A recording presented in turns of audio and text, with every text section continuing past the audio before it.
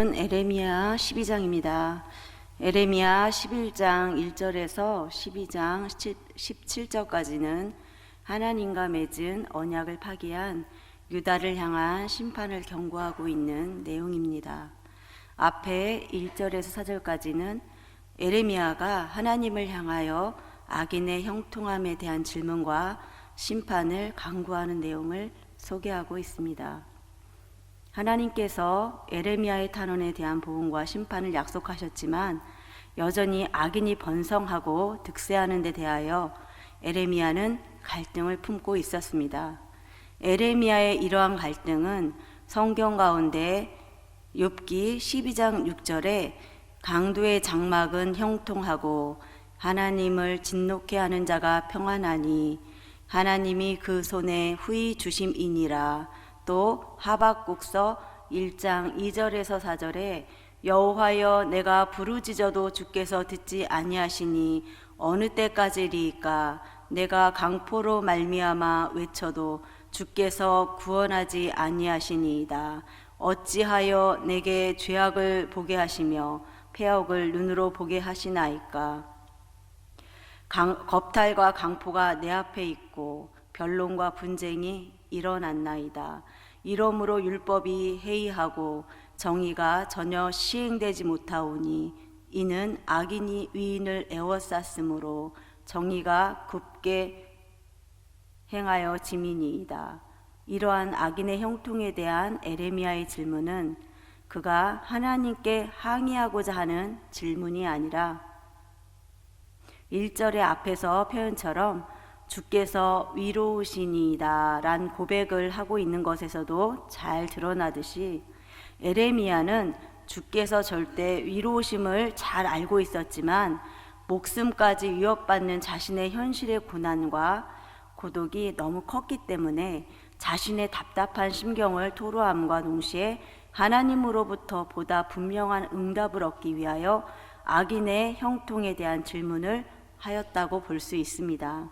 12장 2절에 주께서 그들을 심으심으로 그들의 뿌리가 박히고 장성하여 열매를 맺었거늘 그들의 입은 주께 가까우나 그들의 마음은 머니이다 라는 말씀은 앞선 1절에서 에레미야는 여호와의 위로우심을 인정하면서 겸허하게 하나님을 향하여 악인이 형통을 누리는 현실에 대하여 질문하였습니다. 에레미야의 이러한 질문의 배경에는 하나님께서 악인에게 베푸신 은혜가 크다는 것을 강조하면서 그들의 위선을 고발하고 있습니다.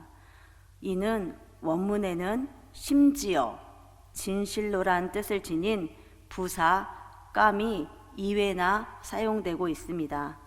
이것을 본문을 살려 다시 번역하면 당신은 그들을 심으셨습니다. 진실로 그들은 뿌리가 박히고 장성하기까지 하였습니다. 심지어 그들은 열매를 맺었습니다. 라고 말하는 이러한 표현에서 잘 드러나듯이 에레미야는 악인의 존재는 물론 그들의 형통과 번성이 모두 하나님께 기인했다고 고백하고 있습니다. 그러나 이는 악을 조성하는 자라는 원망을 하고 있는 것이 아니라 그들을 존재하게 하시는 분이시므로 그들을 소멸하게 하시는 것도 하나님께서 하실 수 있는 일임을 고백하고 있습니다. 즉 에레미야는 선한 일은 물론 악한 일조차 당신의 섭리 가운데 경륜하시는 하나님의 절대 주권을 인정하고 교만한 악인을 심판하시는 은혜를 베풀어 주시기를 간구하는 에레미야의 고백에서 성숙한 신앙을 잘 드러내주고 있습니다.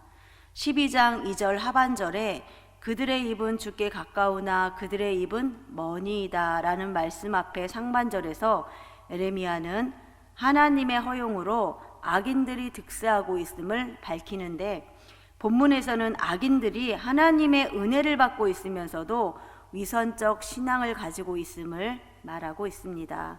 그들은 입으로는 하나님을 경외하는 것처럼 보였으나 실제로 마음은 하나님에게서 멀리 떠난 위선자였던 것입니다.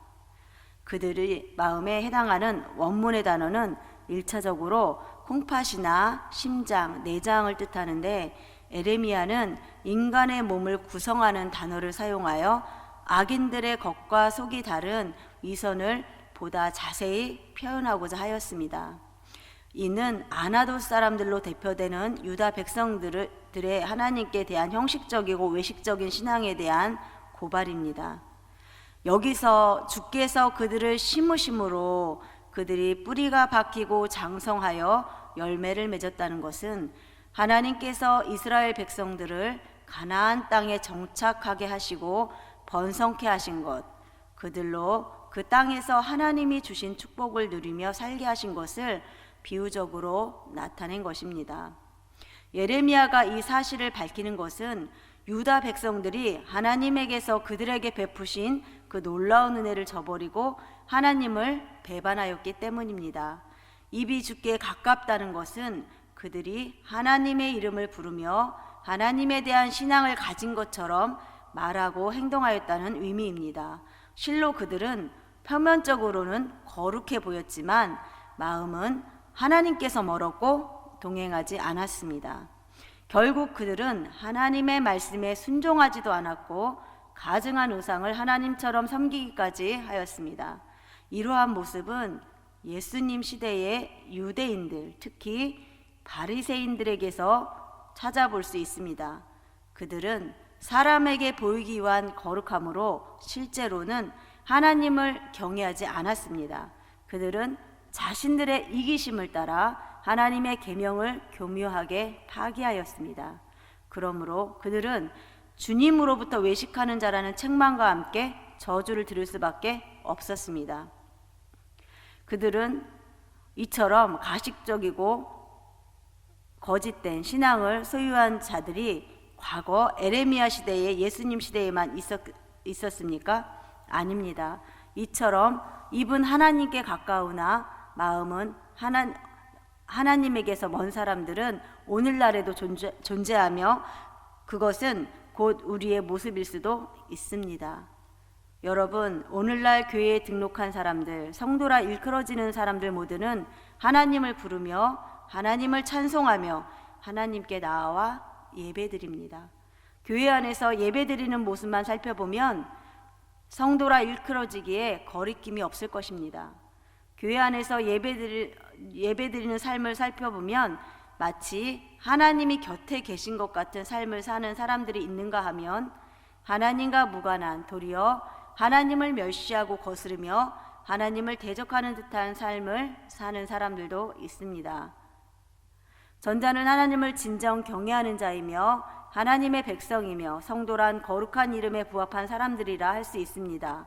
반면 후자는 물론 마음은 원이로되 육신이 약하여 그처럼 약하고 악한 삶의 지경에서 헤어나오지 못할 수도 있지만 아예 마음에 하나님을 경외함이 없는 자들일 수도 있습니다.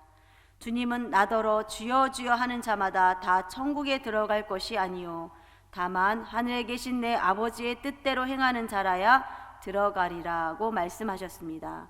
그렇습니다. 입술로 신앙을 고백할 뿐 아니라 마음으로 하나님을 가까이 하며 구체적인 삶의 현장에서 하나님의 말씀에 순종하는 자가 진정한 성도이며 하나님께 인정받습니다. 물론 입으로 주의 이름을 부르는 것도 중요합니다. 그러나 마음으로 하나님을 가까이 하지 아니하면 입으로 주의 이름을 부르는 것은 아무 소용이 없습니다. 그러므로 이 말씀을 통해 성도 여러분의 신앙이 마음에서 우러난 진실하며 입술만 아니라 삶을 통해 역사하시는 살아있는 귀한 믿음인지를 점검해 보시는 귀한 오늘 하루가 되기를 예수님의 이름으로 소원합니다. 기도하겠습니다. 살아계신 하나님 아버지, 은혜를 감사합니다. 아버지, 신앙생활에